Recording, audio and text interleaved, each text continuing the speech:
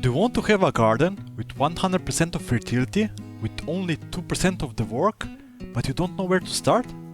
You came to the right place, because in this video I will show you a fantastic gardening method called square foot gardening. That is, in my opinion, the best gardening method for a beginner. For those who don't know me, I'm Jan, and I started my small square foot garden last year. I learned a lot about square foot gardening, and I want to share what I learned with you. And today I'm sharing the knowledge with my buddy Thierry King from the YouTube channel Thierry King's Allotment Gardening on a Budget. I will tell you all about the basics of square foot gardening, and then you can go to Thierry's channel to see how he'll build his new raised bed with the square foot gardening method. So without further ado, let's start learning about a fantastic gardening method called square foot gardening. Square foot gardening was invented by Mel Bartholomew, an engineer with a passion for gardening that saw many problems in traditional row gardening and wanted to fix them. But what are those problems that he found? First, he noticed how much work a gardener would spend in his garden, weeding all around the plants. But not just that. If they wanted to have a weed-free garden, they usually took the time to weed the pathways between the rows. And having that much of pathways also meant that there was a lot of wasted space in the garden. So instead of having a compacted kitchen garden, in those days they had a huge garden that was the size of today's market gardens. Can you imagine how much seeds you will need to cover that big of an area? Because they didn't plant in trays, they spread the seeds in rows and thinned them later, wasting the majority of the seeds in the process. So how does square foot gardening helps to prevent those issues? To save the precious gardening space that everybody needs, because let's face it, in nowadays the home gardener grows its food in smaller and smaller spaces. Having an allotment, a small backyard garden, or even a balcony garden. Mel proposed to grow our own vegetables in square foot spaces stuck together in a 4x4 grid. The 4x4 grid can be marked directly into the ground or can be built with raised garden beds that are up to 12 inches high. And because you will be filling your raised beds with fertile soil, you can use them also on places where the soil is of poor quality, or places where you don't even have the soil, like backyard patios or balconies. With having your plants contained in such compacted area, you can decrease the plant spacing and still have a beautiful production of vegetables. You can plant 1, 2, 4, 6, 9 or 16 plants in 1 square feet. And by now you probably guessed it, that is because of this space saving technique that the square foot gardening method got its name. And now with less space needed, do we really save our time and work needed to maintain such a beautiful garden?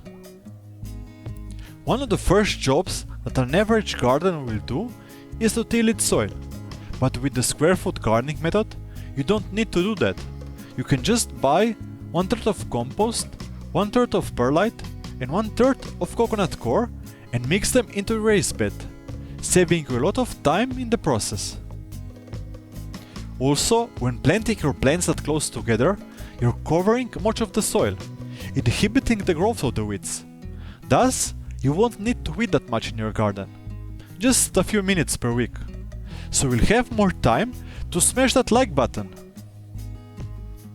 Not only that the raised beds will be less prone to weed growth, but because you won't need to till your soil, you'll be able to decorate your pathways with wood chips, or smaller stones, or some other material to inhibit the weed growth.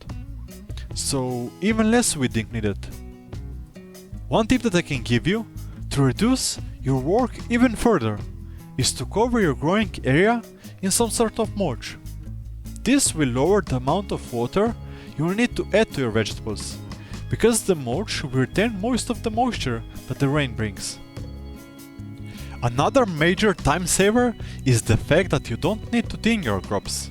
As I mentioned, in square foot gardening, you're not planting your seeds in rows, but instead you're putting 2 to 3 seeds in half inches holes with predetermined spacings from 1 up to 16 holes per square feet.